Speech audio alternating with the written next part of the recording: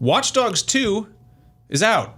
Or Did it? It will be out. Or is it out? It's out now. Is it out? It's okay. out now Who when let we're the live. dogs out? Oh. Ubisoft. Here we go. Okay.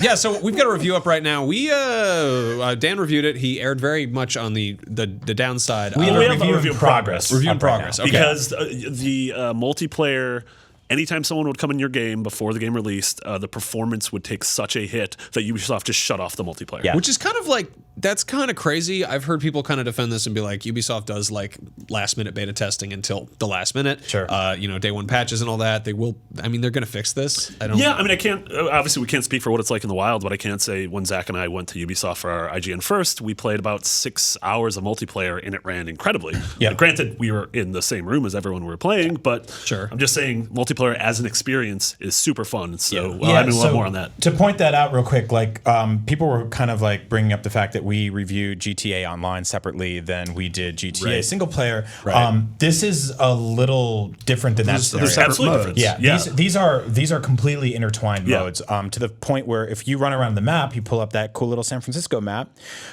you will see these purple icons everywhere that are all sort of multiplayer integrated maps and modes that you absolutely just can't do anything with right now. And I've connected to them and been halfway through a mission and then been disconnected from it. I've been in the middle of single player missions that had nothing to do with the multiplayer aspect, that I just get a pop-up warning that says like, you've been disconnected. And I'm like, what? I didn't even know I was connected. So like, this is a little more sort of tangled than just saying like this bump out to the menu, go to the multiplayer mode and come back to single player. And like, because everything you do, you gain followers for your single player character. Yes. Like this is all a single shared profile. It's not like you have a multiplayer profile and a single player. Yeah, so you're looking at is it safe to say it's kind of like a Dark Soulsy approach where people can just kind of show up in your Yeah, game? Yeah, kind of. I mean, the first game did this a little bit too, where like random people would just kind of pop into your world and you would have to hunt them down or they could join you up or something like that. For this, like there's actually a lot more options in terms of multiplayer, like tackling co-op, doing like the sort of like headquarter, watchtower mission type things. And they just don't work right now. So our review in progress gave it a 6.5, which is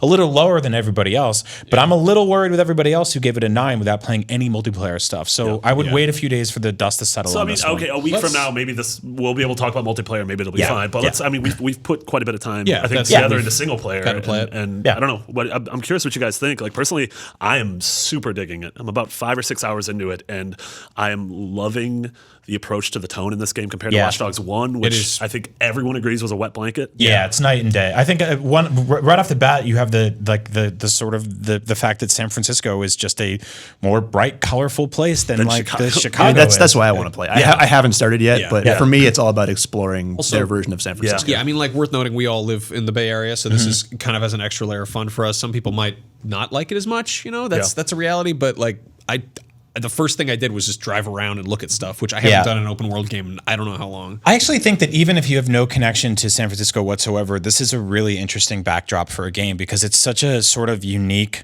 diverse, weird city in terms of landscape and also in the fact that they made this sort of compartmentalized version of San Francisco that also sprawls out into the Oakland Hills and over the bridge and then down into Silicon Valley. So you have like the first game sort of was like, here's the city and here's like the farmland and here's the woods. Right. And this does that, I think, a little bit better in terms of giving you diversity in actual landscape. So, I think just driving around the city, like bumping hip hop and like crashing into cop cars is just fun. Yeah. And it is just even like after, we won't go into story spoilers, but after the opening tutorial, Marcus wakes up in Marin in some random girl's house that he hooked up with, and he's like hungover and confused, and you have to leave in your underwear and grab a car and get back to the city. And I'm like, your first mission is buy pants. Yeah. And I'm like, this is so different than your first mission in Watch Dogs 1, which was go to your niece's birthday party. So it's like Friday. Yeah. So tonally, like right off the bat, it's much more fun. And I had this awesome thing where I stopped at the lookout point. It was the first clothing store I saw. And I'm like, that's not a clothing store.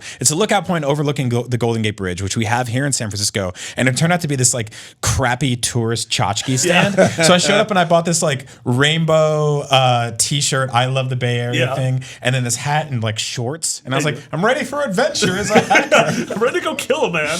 Yeah, I think Marcus in general is just a much more fun character. The people, like, I mean, you meet up with this squad of like hackers in the back of like a D&D like card collectible board game store. shop. Yeah. So just like tonally right off the bat, you don't have Aiden Pierce with his like face mask. He's not like, my son is sick. No, immediately Marcus is a much more likable character because he's not like the IT Punisher. Like he's a kind of 4chan hipster almost. So even though we're not all cool elite hackers, we can probably relate. Yes. Yeah. And if you've been calling him a hipster, they do that very early on in the game for you. And he's like, I'm not a hipster. And they're like, yeah, sure, whatever, dude. I'm personally really digging very early on. You have a couple main missions that you could do. You could sort of choose a handful of operations that you want to go off on. There's also a ton of side quests that open up. Yeah. There's a ton of things where you just take a selfie in front of like a famous landmark like the Castro Theater or Coit Tower, and you gain followers from that. And I'm finding myself just constantly finding interesting things to be distracted by, which I really like. Like if I'm like, I don't want to go through this set of story missions, I can go do something else. I could go do drone races, or I can try to take over an enemy compound. No, as far as open world games go, I think this is a really, really good model of just like, okay, you did the tutorial, you understand how to walk and how to jump and stuff, and now go play. Just go sandbox around. That said, there are parts where you'll show up and you're like, oh, I'm going to try this out, and you'll just get your ass kicked if you're not high enough level. Yeah, I noticed that with so one of the things I found in the game that is really cool to me as like an old school Nintendo fan is that you get this drone that you can remote control drone and drive around or fly around, but you can also upgrade them. The small driving one can jump, and you'll find like weird sites in the game or little different spots where there'll be like a ventilation system, and you can drive your thing into it and get an upgrade for your thing for your character or your weapons, which is very Metroid. Yeah. It's a morph ball, it's totally morph ball mode. But the problem is they don't tell you the parts where you need to have an upgraded version of it. So you might spend 15, 20 minutes just like being kind of cumbersome around like a construction site looking for this upgrade and realizing that you don't have the stuff you need for it. Yeah, but they do a really good job of like the tech tree very much right from the get-go. It's like you can become more adept at guns. You can completely increase the battery that you have for hacking. Or like I immediately started to upgrade my drones because like I'd played at the IGN first. I'd played with upgraded drones and I'm like, these are awesome. And so I immediately saved enough money to buy the aerial drone and then upgraded both it and the little remote control car. And like that's how I'm tackling most missions. I don't fire a gun. I don't enter the compound. I do it all remotely. I'm playing very stealth, and like every game I play stealth is I play very stealth until I can't, and then everyone dies from shotguns. But a lot. If you play the first game, it's a lot of like interconnected camera systems that let you scope out an area and go, here's this warehouse.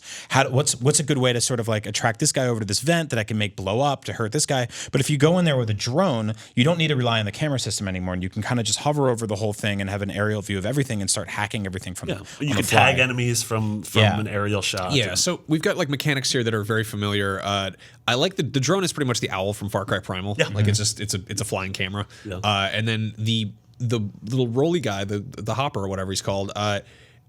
I'm getting this weird kind of the inverse version of what Titanfall does, where it's like, oh, you're a big guy who shoots stuff, but then you get into a bigger guy who shoots stuff, and it's like taking the mechanic and scaling it up, but having you interact with the environment. Kind of, it's like the Russian nesting doll approach. And in this case, you're shrinking down, and like you're still navigating this like Far Cry like outpost, and you're avoiding guards, but suddenly you're much smaller and you're defenseless. And you're stripped away of power, but at the same time you're much more mobile. And even if you get spotted, you can just hop away really quick and then hide. And you're like, this is great. I do love how like you'll engage enemies as a dude and they'll be shooting at you and they'll miss or whatever. But if you get engaged as a little rolling droid, they're like crack shots and they just like shoot your robot. But also like someone will just throw rocks at you. And I found that funny. The rock thing is really weird. I don't know. So like this isn't this year's GTA. Nothing ever will be until Rockstar makes another GTA. Yeah. But there are some things that I really like over this in this game over the Grand Theft Auto series in that I think they really lean into that sort of collecting aspect that gamers really love.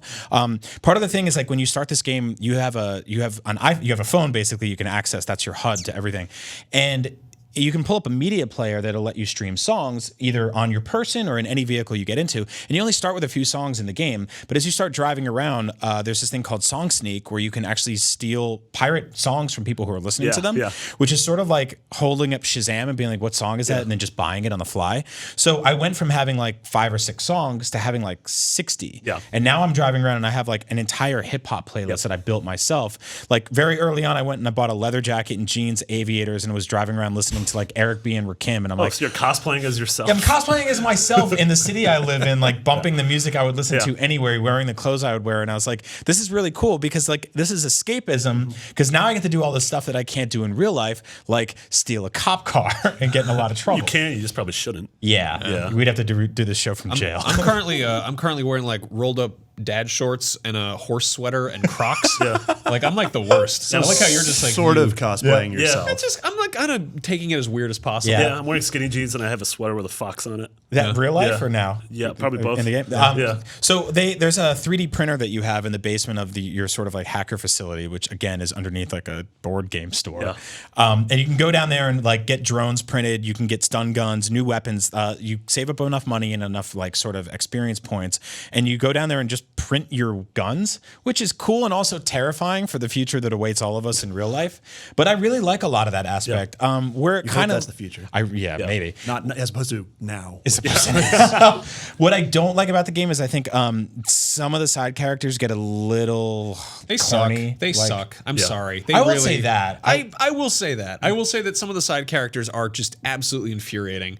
I mean, this is a problem you have in video games and sandbox games, I think especially. I mean, it reminds me a lot of Far Cry 3, but in that case, it was a bunch of like dude bros who got stranded on an island. Yeah. In this case, these are people you're willingly hanging out with, and one of them is like... They're also well, there's this one character in particular that I really don't like, and he calls you a lot, and he's got this voice modulator thing on him. Bench? I think so, yeah. And he's just super corny. I can't stand listening to him. One of the things Max and I were remarking on earlier is that police chases in this game early on until you start getting enough stuff where you can interact with the entire city on the fly, which means you have to manually start upgrading your ability to access CTOS cameras and hack like weird like spikes that come out of the street, just like in real life. And the police chases actually become incredibly tedious. They're very difficult. And there's this... I don't know why they picked this woman to do this, but there's this lady that sounds like Mama Fratelli from the Goonies who just screams at you in like you get one or two stars. It's always the same woman too. It's the same woman. She's like, pull over, get over to the side of the road. And you're like, okay, this is grating enough to be in a police chase with 3 helicopters and 7 cars behind me. But to have Mama Fratelli from Goonies screaming at me the entire time. She just happens to be the one cop. Oh, yeah. Well, now when the multiplayer is on, that you're also going to add another person in your game who's trying to kill you. So good. Nice. That's all I need. I mean, I feel like maybe that's a response to in the first game where like you could just jump in water and the cops wouldn't get you. Yeah. That was kind of the case there, right? Like, Yeah, the cops did not know how to... If you just go to Alcatraz, you're safe. Yeah. That's a secret in this game. Really? Is Alcatraz in this game? Yeah. Okay. Yeah, I haven't gotten on the boat yet. Yeah. The first thing I'm doing when I play is I'm taking a boat, I'm taking it out to Alcatraz, I'm jumping off the boat, and I'm swimming back to shore. That's what you do in real life, right? It is. That's Birdman. exciting. I remember the first time you told me that, I was like, that's insane.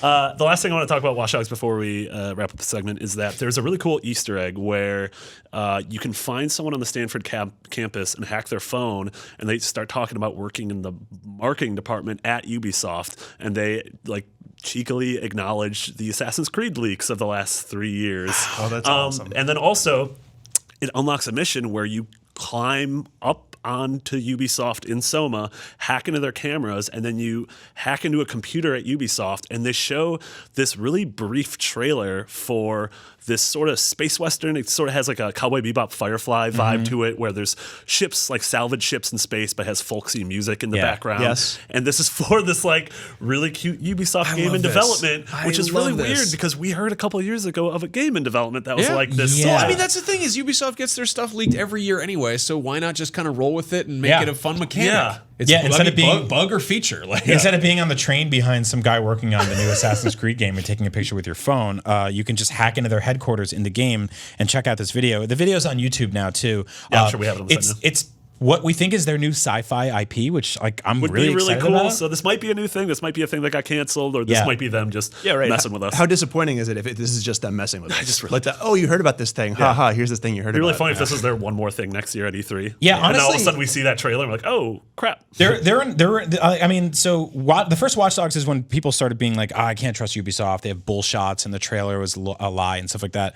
But in the last 2 weeks, Ubisoft has put out Eagle Flight, Watch Dogs 2, and a 40-track VR update to Trackmania. So they're kind of killing it right now. So shout out to Ubisoft. Keep making good games. I'm kind of with you. yeah. Oh, and good news. the Ezio collection? Ezio collection. That's tomorrow, which right? looks nuts. Yeah. Is that out this week? Yeah, that's out tomorrow. The same day as Watch Dogs? Yep. Oh, come on. Get it together, Ubisoft. That's not good. Well, if you want 3 games for the price of 1 or less or whatever, who cares? Yep. And you never played those with the Italian Ninja, there you go.